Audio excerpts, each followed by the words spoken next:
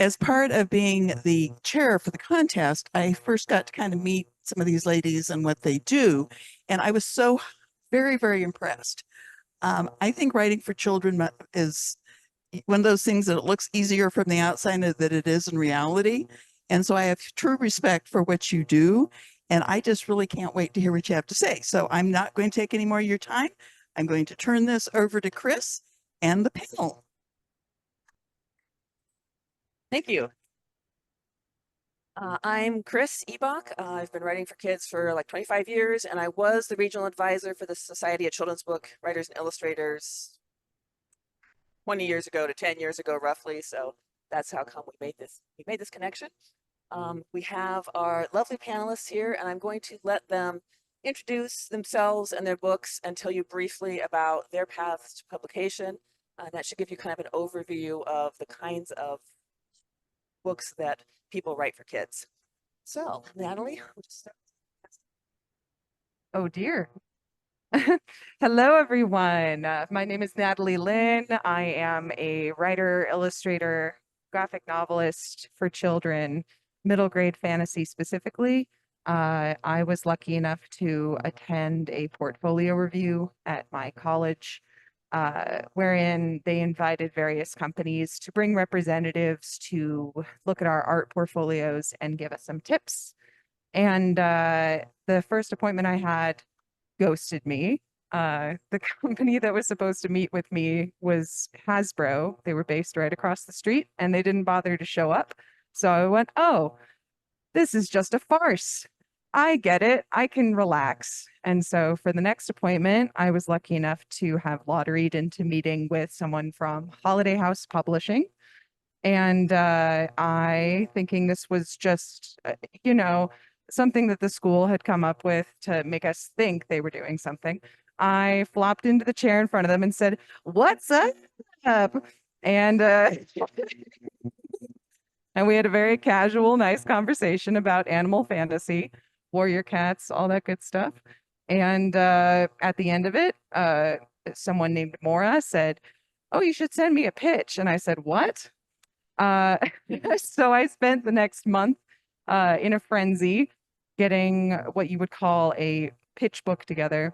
That's more, rather than a manuscript, you have to submit something like a couple sheets of paper with character designs, your plot, test pages, and sent that off. A couple months later, heard back. They said, "Do you want a book deal?" And I said, "Do I want a book deal?" "Yeah, sure, I want a book deal." And they said, "Great, here's a contract." So my journey was a little, I don't know how, it feels very odd, but I'm curious to see how everybody else lines up there. Thank you.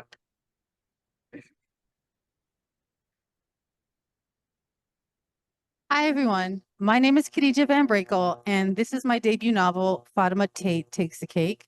It's actually centered right here in Albuquerque. The story takes place. And coincidentally, Natalie and I have the same editor at Holiday House, Maura. So I tell people all the time, if I can write a book, you can write a book. My undergraduate degree is in accounting. I have a half-finished MBA. I can do the author taxes, no problem, no problem. But I think I found this group, the Society of Children's Book Writers and Illustrators, in 2012. I took a class right in continuing education in the other building. And the best thing that I got out of the class was a link, and it was Chris at the time, who was the regional advisor. And so I found my people, and she gave me the best advice that I've gotten at the beginning was learn the craft of writing, because I'm an extrovert and I can talk to almost anyone. So I thought I could write. Not so much. This is not my first young adult novel that I wrote. I didn't start out writing young adult. I wrote a middle grade fantasy, which took me 9 months to do and is horrible. And no one will ever, never see it. World building, what is that? 25,000 words of, oh, it's bad. I think there are a couple of people here from my old writing group. I see them right over. They were always very supportive because I always knew I wanted to write novels. And we have a specific question coming up for me, so I'll explain how it is that I wrote this book set right here with a Black American Muslim main character, a dual marginalization that I share. Okay, and here is the incomparable Vaunda.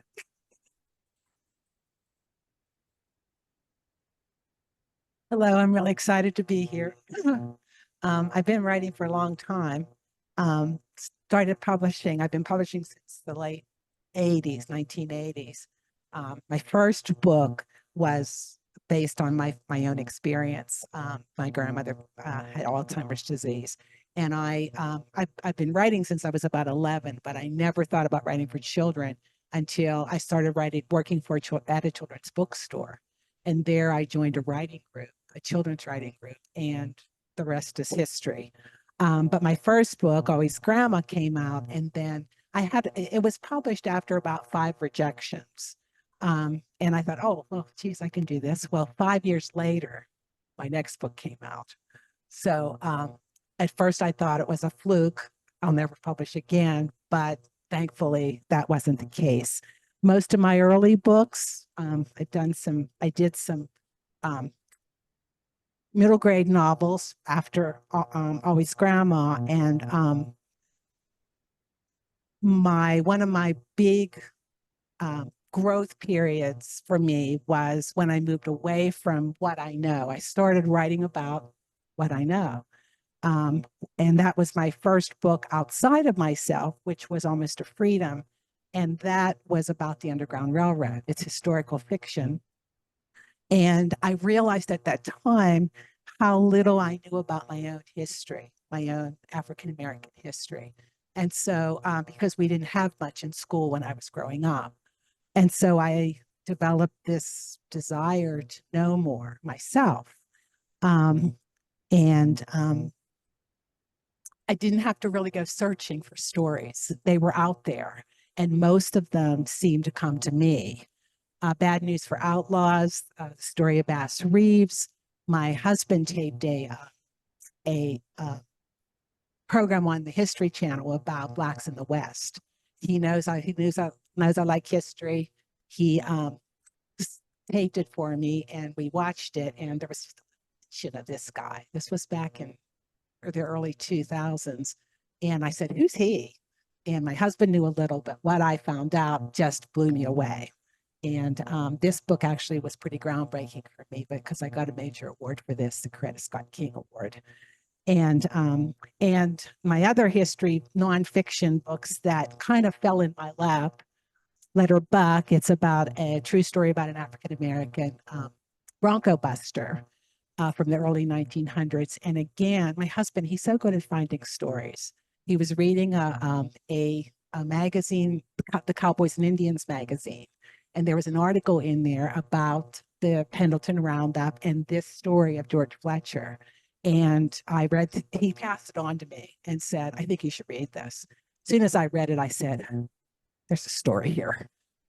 And then my newest nonfiction, Small Shoes, Great Strides, is about 3 little girls who integrated the schools in New Orleans in 1960. That was the same day as Ruby Bridges. Ruby Bridges, most people know about her, got a lot of attention because she was alone when she went in, though she wasn't supposed to be. These 3 girls were not. They went all to the same school. But what fascinated me was, first of all, they entered their school before Ruby, so they were the first. And their school, when they entered the school, all the parents took their children out. All the children were gone of the whole school. They were the only children in the school being taught for a year and a half because the other families found other alternatives. So anyway, that's my nonfiction. But I didn't leave what I know. I was going back and forth. So I did quite a few, some books about family history. And one of them came, and I'll talk to you about this a little later. My uncle had a bookstore in Harlem that I really knew very little about. So I didn't know my own history until I started researching for these. And this is just about my grandma, who I was scared of. And this one is just about family history in general, kind of like, who will I be? This is what all my ancestors were. So who will I become? And then there were a couple of things that this one, Ready, Set, Raymond, came as an exercise. My writing group and I decided that we wanted to try writing beginning readers. There was, I think it was Children's Press was looking for beginning readers, and we thought, well, let's try to write them. And ultimately, it ultimately wasn't published by Children's Press. Random House picked it up later, so we got rejections for it. But this, and then ultimately, we did 3 other Raymond books that are out from Random House. And then I have 2 books, Juneteenth and Dream March. This is the Martin Luther King March on Washington, that the publishers asked me if I would like to do those books. And so these were kind of solicited. But anyway, I guess that's all I have. I've been, and my new book, Radiant, which is, there's the galley back there. It comes out in January, and I'm back to family history again, early 1960s. We're dealing with the assassination of President Kennedy, the Birmingham bombing, the Wizard of Oz, and Beatlemania.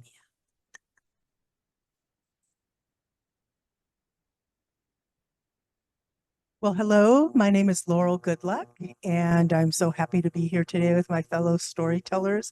As you know, writing is such an isolating kind of career. It's always a great privilege to be here with each other.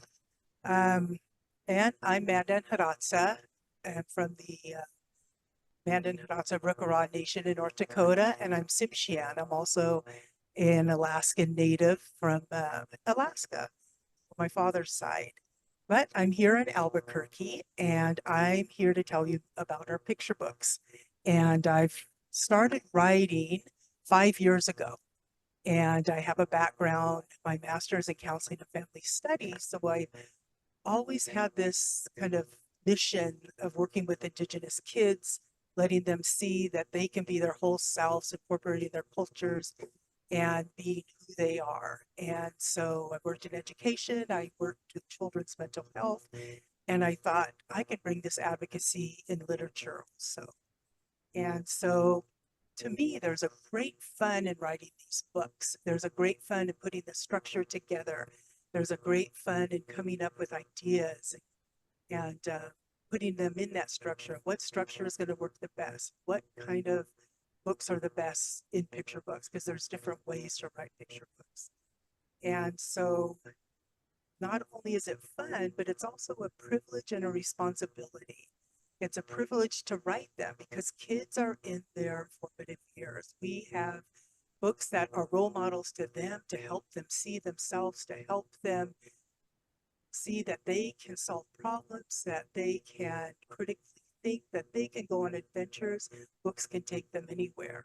But also it's a responsibility because as a Native person, only 2%, and this has gone up from 1% past like 4 years, are seen as main characters in children's literature. And so I have a responsibility to help with that challenge. And also there's only about 2% of Native writers writing our own books. So that's the responsibility to me. As a matter of fact, it's generations that my children, my mother, didn't see ourselves in books. So we would cut out pictures, my mother and I, of our kids, my 2 boys, and put them in books so they could see themselves. So I have a stack of these at home. And it's not only seeing themselves, but their culture. Here he is before his laughing party. My husband's Dene, and so we do a lot of our Dene ceremonies too. And so we'll see that we put them in our books. And now I don't have to cut them out. They're here in the books. And so storytelling was always part of my life. As a child, we'd get together and around the kitchen table, aunties, uncles would all be telling stories of our ancestors, telling how resilient they were when they went through times of broken treaties, when they went through times of land grabs and federal policy. So we endured a lot. We learned that we had chiefs in our tribes, tribal chairmen, fierce aunties, and that made a big difference knowing that I could be resilient in a different way. Education was really big in our family. And then, so my ancestors informed me to be a storyteller, and then the new generation, my son's generation. So my oldest son is a journalist and a photojournalist, and he would let me come on some of his trips. We'd go to communities around the country, and he would be telling these contemporary stories of what is happening currently in Indian country, and also these beautiful photographs. So that part of storytelling is so important. Then my youngest son is an actor, and as a child, he became an actor, and as a teenager, I had to hit the road with him because of SAG rules. And so I got to see movie magic, from multi-million-dollar films to indie films, and the team that it took to put these productions on and the stories that came out of them. That's when I decided to join the fund. And also because of our history is not often told in the education systems. And so our history is only up to the 1890s, Native history. And so all of my books, back matter, author's note, are so very important to me to make sure that I tell what the inspiration, the front part of the book is for the kids, so much fun and an adventure, but the back part is the teacher can take that further and talk about the history that is inspired by the book. So 2 layers to my books. So I started teaching myself to write 5 years ago when I was 57. Now I'm 62. These 4 books are out. I have 2 more books coming out in January, and this one's coming out in April. This one is with Simon & Schuster. This is with Simon & Schuster. This is from HarperCollins, Charles Bridge, and Penguin Random House. I do have 1 chapter book. And so just sold a book too. Can't talk about it, but I'm really proud of being in a new area. You guys So I do have back there some stickers that you're welcome to my books. And I also have a sheet back there that all the resources, workshops to go to, organizations that helped. Mentorship with We Need Diverse Books was very vital. I was mentored in 2019, and now I'm mentoring someone here in our state. Big part of helping my career, helping me learn what it takes to write these books. So just so happy to tell you everything about picture books, and we'll be taking questions later. You can ask me about these 2 that are banned.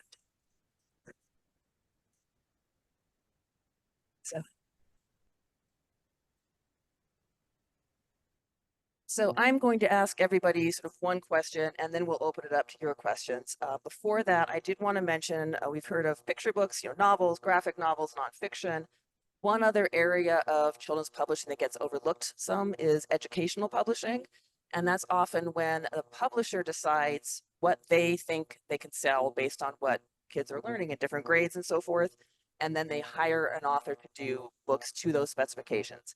So we're not really going to talk about that today, but I do have some other examples over there on the table. And if that's something you're curious about, you can ask me afterward. Laurel, it's pretty unusual for anyone to start writing and within 5 years have multiple books with multiple publishers. Yeah. And obviously there's some talent, there's a lot of hard work, there's studying your craft. I think also you found the stories that you wanted to tell. They're from your heart, your culture, your personal experiences. So do you have suggestions for people how they can find the stories that are their best stories to tell? Yeah, I mentioned that I have a mission that's taken me through life, and that mission really drives how I tell my stories. And it drives how I tell my stories, but also I really am the fronts, right up front really is that kids want to be entertained. Kids want to laugh through their books. Kids want to go through their books. Kids want these stories to touch them. And so they're a little different beast. Picture books are a different beast. They're very publishers only want them to be 500 words. You have to have the protagonist as the age of the child. You have to have 3 inciting incidents. And at the end, they want the protagonist to solve their problem and then circle, go back to the front, have an awe moment at the end, or laugh or surprise. So there's all these elements that have to go into this book. So those are the technical kind of parts of it. But the kind of the heart part of it is what I call the heart themes of my book. And that comes from my mission. And that really is the heart themes of our culture. And where that stems from is sprinkling organically our culture in the books like it is in our life. And also in our lives that are our special times, our rituals, our ceremonies that we have. These kind of things kids should be able to see. And to us, it's organic. It's not anything special. We live this. Our kids lived this in their books when they were little. And now they can see this in these books. And that's so important because those reflections say, I'm valued, I'm worthy. Those and kids in those young years need to know that. So the way that I start writing my books, sometimes like this one was started as a poem.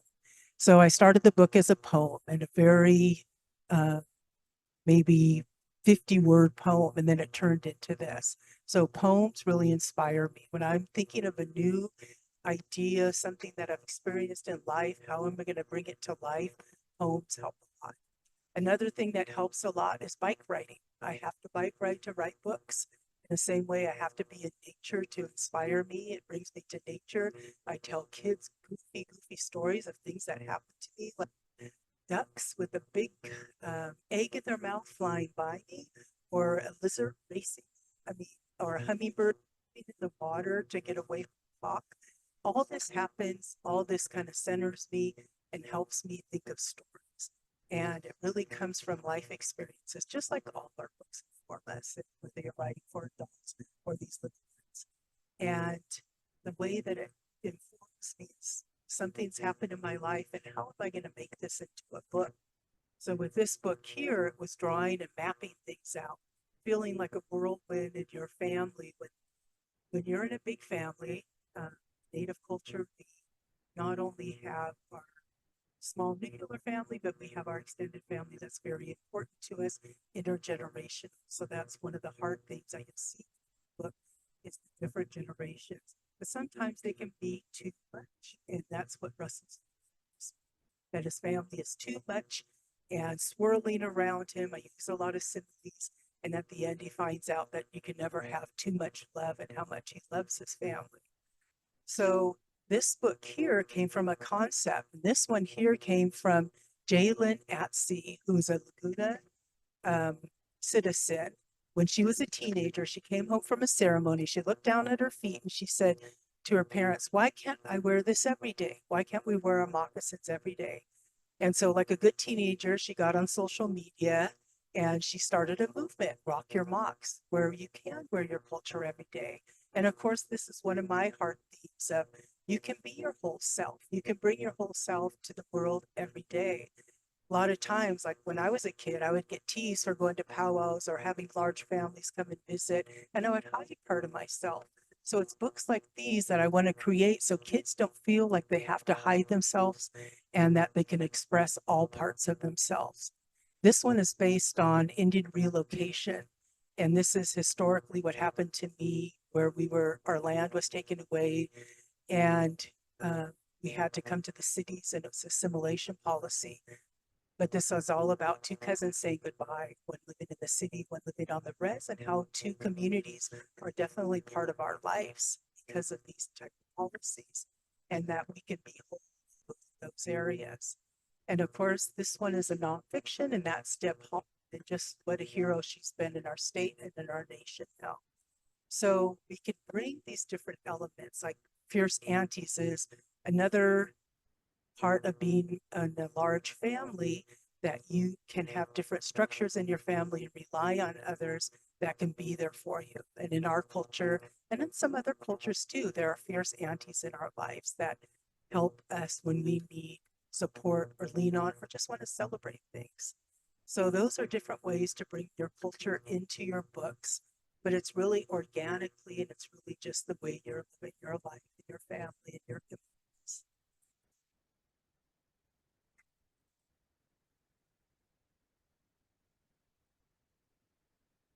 Great. Natalie. You are both a writer and illustrator and are an artist first, really, right? So what advantages and challenges do you face as an author illustrator? Um, sorry, frog in my throat. Honestly, for me, it is much more of a boon than it is a challenge because I am fiercely territorial over my stories. I find it very difficult to, when I'm very passionate about a story, uh, give what I see as a huge chunk of the soul of the piece to someone else. I think if I start in that mindset, then it's great. I love collaborating with people. We're going to make something together.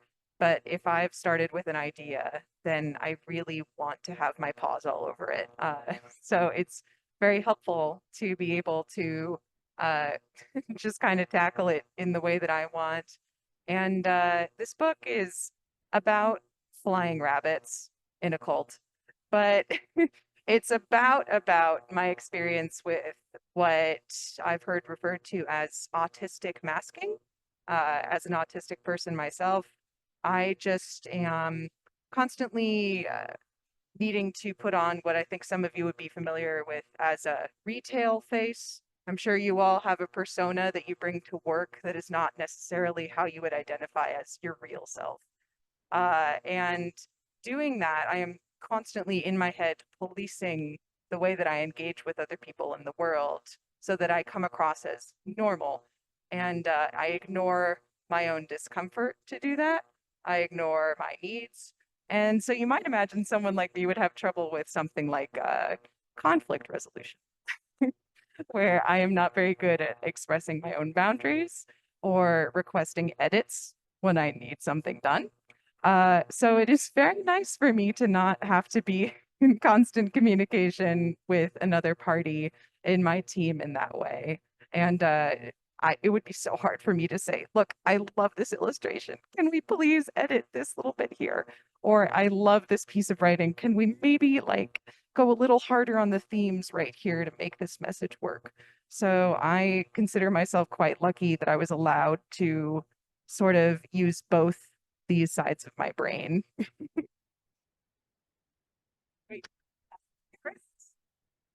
This might be a time to mention that if you are a writer and not an illustrator and you want to do traditional publishing, you do not need to find your own illustrator. The publisher will do that for you. So like Laurie, you didn't know any of those illustrators ahead of time. So you will actually hurt yourself if you partner with an illustrator and then send your book in. It lowers your chances of getting published. But if you are both, that can be very advantageous. Okay.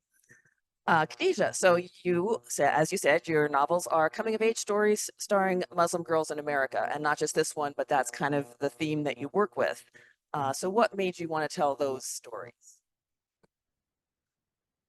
Okay, so I am the mom of 5, 3 of whom are girls. So I'm a girl mom. Boys are a little more challenging. In 2017, my youngest daughter was at the IB program at Sandia High School. She came home one day and said that she almost got in a fight. And I said, why? With your gifted brain, why? And she said, because somebody told her you can't be Black American and Muslim at the same time. So we were a library family. I grew up in Canada, born and raised. So I spent hours, afternoons at the library. So we went to our local library and found out that in 2017, there wasn't one traditionally published book in contemporary young adult that had a Black American Muslim main character. So of course I had been writing for about 5 years, that horrible middle grade, some picture books. Of course I didn't have Laurie back then to push me and make me do all the work for 500 words. Oh my goodness. So I was determined to write stories that did not exist. My first young adult was about predatory grooming. I think I scared a lot of agents with that book because the consensus was that the hijab on the girl's head was going to protect her from the bad things in life. Not so much. But anyway, so I was, since I am not, I took creative writing when I had to. I had that imposter syndrome when I didn't get an agent for that first young adult book. I was like, okay, I'm never going to write again. I'm going to go work for the IRS. Fortunately, I didn't listen to myself, and I wrote Fatima Tate. So that is what drives me. I love to give my girls impossible choices in all my stories, but I want to center, and these books, I've been asked this several times before, they're not for Black American Muslims, they're about Black American Muslims. And I need for all teenagers and anybody who reads this to want to make sure that my community is seen. And I do touch upon some controversial topics. By page 2, people are highly upset with me in my community. Oh, well, I have 3 black belts come for me. But I think it's really important for me because in today's climate, and even when I started writing this book in 2018, there's a lot to unpack when you start talking about what is a real American. And so many teenagers, they get it. When I tell them this is still now the only second traditionally published book in YA contemporary with a Black American Muslim main character. And the first one came out in 2022 and talks about terrorism, which I don't write about. But I think it is so important for all people to read the books that are up here, and that will awaken what America now looks like and what encompasses. And I am not that person who says, if you want to write about a Black American Muslim, go right ahead. But let me just give you a word of advice. I'll give you an easy example. If you want to write about Ramadan, when we fast from sunup to sundown, don't read about it, do it. Fast from sunup to sundown for a month or 29 days. And that will give you an insight into I'm writing about an experience that millions of people go through in this country that so many people don't know. And so I think that is so important. And I encourage everybody, and this is my thing, especially for teenagers, I want them to tell their stories, and especially because my story is set here. My daughter works at Berkeley Bakehouse, which you guys, I don't know if you know, it just got nominated for a James Beard Award. And there's a Great British Bake Off in the high school competition in the book. My daughter did the recipes in the back. But I wanted to show not just, a librarian told me in Albuquerque said she liked it because you show teens taking a non-traditional career path, one. And then there are so few books for kids set here in Albuquerque. And with all the art and the culture that we have, that's a shame. And I have a second book coming out, and it's set between Albuquerque and Santa Fe. So like you're able to do research. Like my character needed to take the rail runner. So where was I in December of 2023? Freezing out in South Capitol Station. But I think it is so important. And I really want to be able to encourage young people. And I encourage, I'm 57 years old. I'm not young. My kids try to keep me young, but that doesn't always work. Generation X here. But I think it is really important. So I definitely I have some copies to sell, but I also on my website have free resources about querying, about the craft books that I use, because it's another profession. And at some points when I'm drafting, because I hate drafting, I'd rather be doing taxes.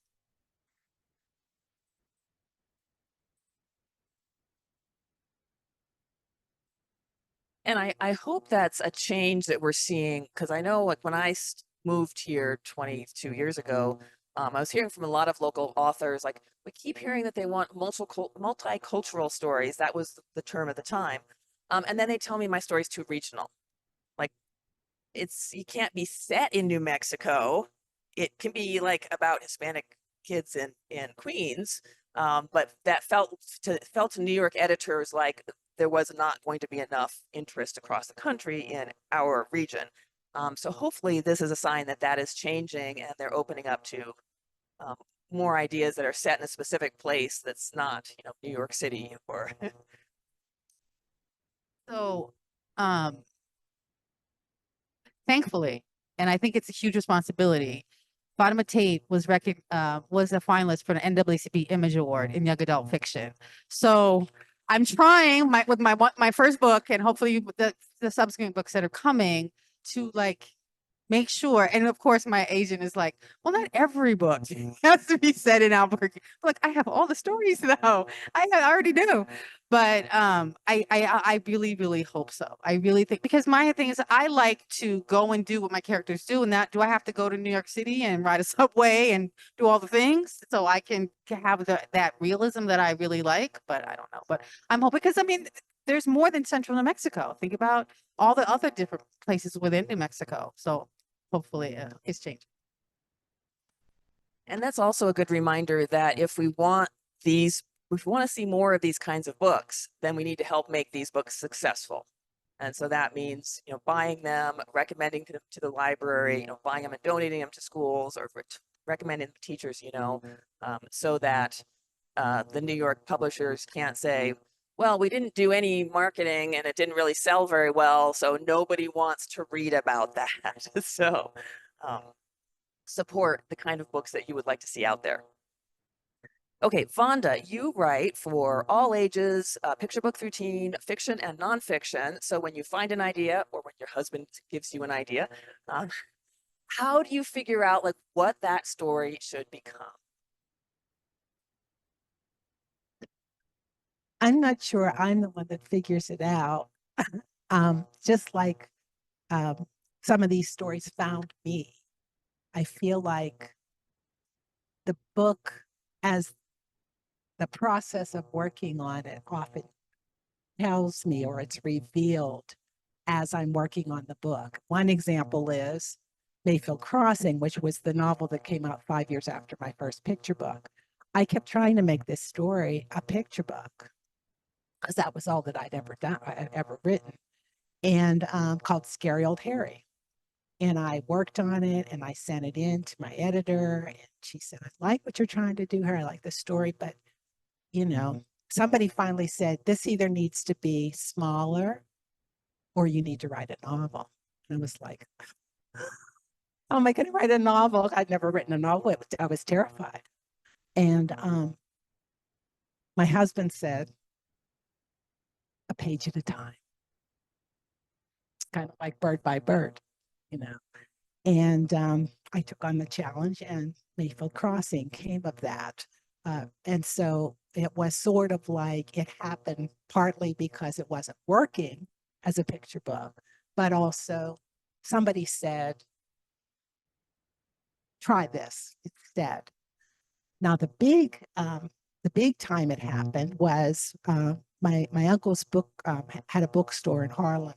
It opened in the 30s. It closed in the mid 70s. It was all Black books, and it became sort of a gathering place for a lot of the movers and shakers of the time, the National Memorial African Bookstore. And again, this story kind of came to me. I was at the University of Pittsburgh's library science program. I worked on my MLS there. And while I was there, I had several people kept coming up to me saying, are you Michaud? Because my maiden name is Michaud, Vaunda Nelson. Are you related to that bookseller in Harlem? And I'd say, well, yeah, because I knew my uncle had a bookstore. And they'd say, wow, that's really awesome. Okay. What's awesome about it? I realized I didn't know my own family history, and there are people outside that knew all about this bookstore. So that sort of set me on trying to find out. And when I did, at first I started doing it just as family history. I wasn't thinking of doing a book. But then the more I learned about the store and my uncle and his journey to opening the store and the effect he had on his community, I thought, this is a story for the world. So I started seeing it that way. And I wrote it first as straight biography. But I found that, first of all, there were many holes in the story. I couldn't get answers to things that I needed. I had all kinds of questions. Most of the people that could have answered them were already in their graves. And I was frustrated. And I had an editor that I know read it for me. And she was intrigued by his story. But there were issues, holes again. But I realized that it wasn't bringing my uncle to life. He was some character, and it just wasn't working. Well, I ended up reading these two books that I highly recommend. One is they're both books of poetry. One is called Carver, A Life in Poems. It's about George Washington Carver. And I knew about George Washington Carver, but when I read this book, it just brought his whole character, his humanity, his spirit to life for me. Something that I'd never seen or felt. And I also read another book, and it's written for young people, but it is sort of does cross over from like teen to adult. The other book I read was a book called Talking About Bessie, and it was a story of Bessie Coleman, and it was a picture book, but again, it was all in poetry, and it was sort of the scenario set up after it was at her funeral, and each poem was the voice of a different person telling about their experience with Bessie Coleman. So by the time you finish it, you have, again, this full and rich understanding of who this person was, not just what she accomplished, but the human inside. And I loved that. And I thought maybe I could do something like that with the bookstore book about my uncle. And so I started over. And I started writing it not in poetry because I didn't see myself as being my strength, but in the voices, in prose of the people that knew him, his family, the people that came to the bookstore. And I realized that I was stepping out of nonfiction, which at first I didn't want to do because I wanted people to know this real person. But I was having so much fun creating these voices and getting to know all these people that knew him. And one of the wonderful things was that I had access to some interviews with him on paper that he was interviewed towards the end of his store when his store was closing a lot by people in the community. And also I had audio tapes of him speaking. And so he was just amazing. And so I was able to kind of recreate his voice and imagine. And I had to kind of use to inform a speculation for what, like his mom might have said, his dad might have said in a certain instance, his brother, and also people that came to the bookstore. And I created two characters, but this book, I worked on it on and off for 15 years. And this was the result. However, when I got to the end and I had a chance to interview his son, who he had very late in his life, and Lewis Jr. was telling me all about like being a boy and having the status of books as a bookseller, going to the bookstore, helping them put the flags out in the morning, and meeting people like Muhammad Ali and Nikki Giovanni, people like that. And when I got towards the end, I hadn't finished it yet. I thought, wouldn't that make a great picture book? From his point of view, a boy, and so I'm getting the story of the bookstore out, but I'm also telling the story of this boy and how he admires his dad. And so that's how this book came to be. And so both of these, this one came out first, and ultimately it went on to win a Coretta Scott King honor and also the Boston Globe Book Award for fiction, which I was very excited about, partly, as I said, because it was my family, but also because I had worked so hard on this project and I wanted his story out there. And I've gotten quite a few responses from people. Someone who's from Sweden contacted me because he was working on a book about bookstores and asked me to send him information. And we didn't get to talk, but we were back and forth with email a lot. So there's just there's just been a lot of joy that's come from that. Partly because it's family, talking a lot about family. That's really important to me. But I like to tell undertold stories, kind of like you do. And that's why I told the story of Bass Reeves. That was before he became famous. Now there's a lot out there about him. And George Fletcher and the three little girls in New Orleans and my uncle's story.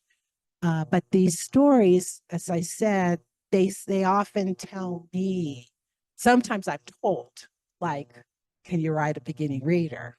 Which was a challenge. Or, and these are beginning readers too. So that was very different, but usually I get an idea and I start letting it come out. And like my new book, Radiant, that's my first novel in verse. And it's a challenge. It was scary because I told you I didn't feel like that was my strength, poetry. But I learned so much writing it. And I started it as it was just a single poem. And I thought that's all it would ever be. And then I somehow I picked it up again and started going forward with this character. I'm better with character than plot, I must say. I often find a character and then it's like, I need a story for this person. And it's funny too, because with Mayfield Crossing at the end, there's a baseball game. And I never say who won because it doesn't really matter who won. Well, of course, the kids, when I go to schools, they'd say, who won the game? I'd say, well, who do you think? You know, it didn't matter because what mattered was they were playing together. Well, then I ended up, they said, are you going to write a Mayfield too? And I said, well, I don't know. I need a story to put those kids in. You know, I need a plot, which I didn't have. And I ultimately did write a Beyond Mayfield, but I still don't say who won the game. So, but anyway, it just sometimes happens. And I call those moments like when I found those two poetry books that led me to start over with No Crystal Stair. It was like a magic moment for me. And I like to call them magic moments when something versus sort of revelation as to this is what I need to do. But I'm like Lori. She said that she seems to focus on like the kids are her first focus. I have to say that I write for kids, but I write for myself first. I'm a little more selfish. I need to write. I need it. It's like I can't, it's my place to go to get away from everything else. And then as I start them, it's like, oh, somebody else might be interested in reading this. But as I said before, I want to know about my history. And so I'm curious and I just start digging because as a former librarian, research is like in my blood. And so that's sort of why I end up sometimes doing these books that I think I want to know about this person. Maybe other people might want to know about them too. And so then it branches off into a book for other people, but I do it for me first. And when I'm not in a book, I'm pretty miserable because I need that place to go. It's like you need your nature. I need to be in a book project or I feel kind of lost.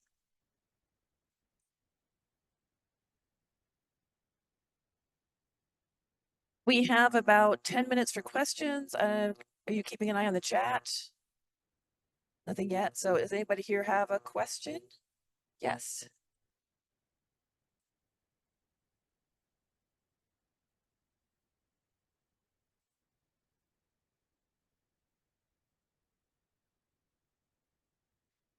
Okay, anybody want to talk about book bans? This is my first book, and it was also banned. It was banned in Michigan with the school district with a box of We Need Diverse books that went to a teacher who applied for a grant because she wanted to diversify her students' library. And so the school board president stopped the book from hitting the shelves. He held it for a long time. And so this book was banned. They finally released it. And right after that, Deb Holland's book was banned. This is part of the She Persisted series with Chelsea Clinton. You'll find 3 years of beautiful books about women that a lot of people don't know about. And Chelsea Clinton handpicks people to write books and of these women from the past and a lot from contemporary times. So this one was with Scholastic Book Fairs. Who's been to a Scholastic Book Fair as a kid? Probably most of us. So when librarians now, because of book banning, the pressure that they're under, decide to put on a book fair, they can select all their books, but they could also select a button that said it was a diverse button. So no diverse books would be in that box of books that they're getting. So we found out about it as authors, and our editors and people supported it, wrote a letter, et cetera, et cetera. The pressure was on them and they stopped that practice. And it really stems from all of this book banning. So for me, it's so important to, not that the content of the book, they probably never read this book, the person of the board, but they're backed by these conservative PACs and they're trying to get into our school boards and our small governments. So to feel better, because it really was a shock, and I didn't know it was going to feel so terrible when it happened, but it does. It's because my mother and I were finally getting our books out and we feel like we're being stopped again by this system. So what I did was I backed my really good friend, Ronalda Tome, who was a native Navajo person running for the board. She was running against the Mothers of Liberty. So that's where I put my efforts. I put my efforts into helping her fundraise, talking at national conferences about her role and that we needed a Navajo person representation that has never been on our school board. First time in our history at Albuquerque. So book banning is very important, and I really encourage everyone to volunteer or give money and look at who's in our small governments, who's in our school boards, and that we need to be aware of that and fight against that kind of behavior. We have a question online. Yes, sir. We have a question online. Hi, this is Mary Therese. My question is for anyone who can answer it. I am a writer, not an illustrator, but my sister is an illustrator, and I've always wanted to do a joint book with her. But I've heard from many people, including I think Chris mentioned it, you should not have an illustrator tied to your book if you are not the illustrator. So does anyone have any advice about how I could go about doing a joint children's book with my sister?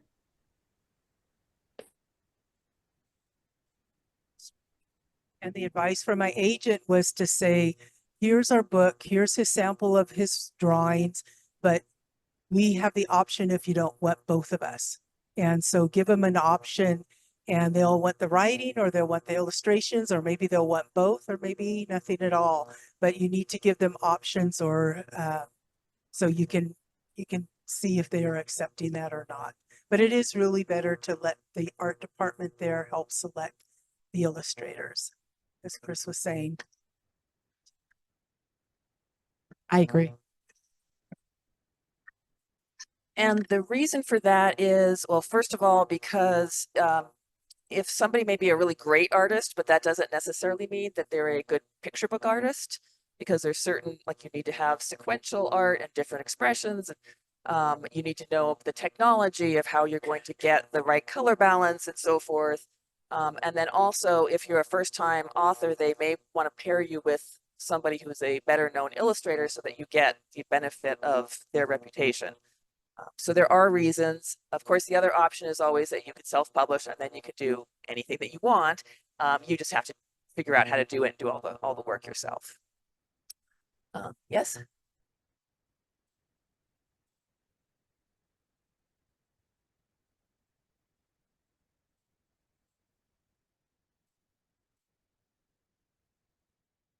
How do you self-publish successfully? It is really, it's harder even writing for children than it is writing for adults, because most libraries And schools will only order traditionally published books. A lot of bookstores will only order traditionally published books. You can self-publish and get your books through Ingram, but that doesn't mean anybody's going to order them. So you really have to think about your audience, and do you have a way to reach that audience, whether you're sending out a newsletter or having some online, or whether you're going to have, boxes in your trunk and you're going to go to events. I do know people who do a lot of events, craft fairs, and whatever kind of community things that are happening, and they'll sell books there. So that would be a way to try to, before you make that decision about self-publishing, you'd want to think about, how am I actually going to reach the audience? Because they will not likely stumble upon you. There's just too many books out there. It's too competitive. So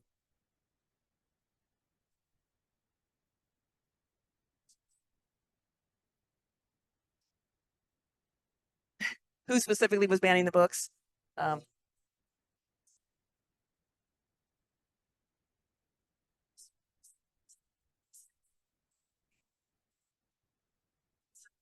That people in different states are doing it differently, but it's a lot of the school boards that are doing it, that are pressuring their libraries. And they tried to ban books in Rio Rancho with the LGBTQ community, and they came and protested. I think it was not the school libraries, but the public, that were speaking out against support. So if you're angry about book bans, things you can do are buy those books and give them to kids who are appropriate audience, as well as what Laurie said, get involved politically. We're starting to see more movements to ban book banning, like to have laws that pass that make it harder to ban books. There's things that like libraries can do so that Moms of Liberty kind of groups can't just send them a whole big list of books to ban. They have to fill out paperwork for every single book, quote exactly what they think is objectionable, to just sort of like make the difficulty on those people as opposed to on the librarians fighting it. People aren't being helped by banned books. Everyone says, oh, your book's been banned, now you're going to sell. No, it doesn't. Sometimes it shuts us down. And it's only those big names that it helps. People buy those books all the time. They're not buying the lesser known books that are being banned. Yes.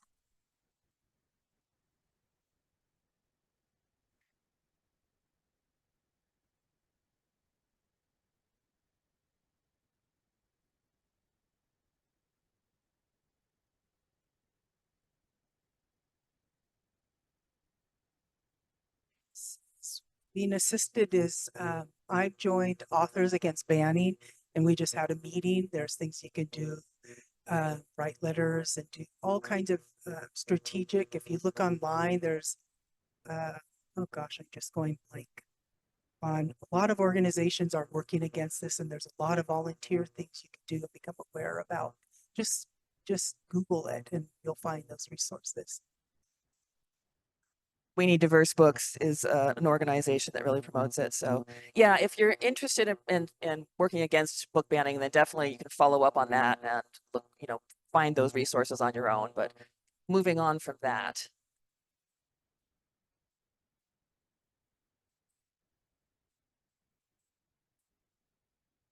She's asking if there's anything specific in the books. At first, I thought it was the back matter in this book because it talks about the history that is often erased and not told about Native Americans and the federal policies to assimilate us in this specific book. And so, no, I don't think they even read it. I don't think they did. Anything that's diverse is just a political move on their part. That's why at libraries, they have a complaint form that if someone wants a book removed, they have to fill it out and they have to have read the book. One of the questions, have you read it? What parts offend you? Whatever. And very often that form stops it.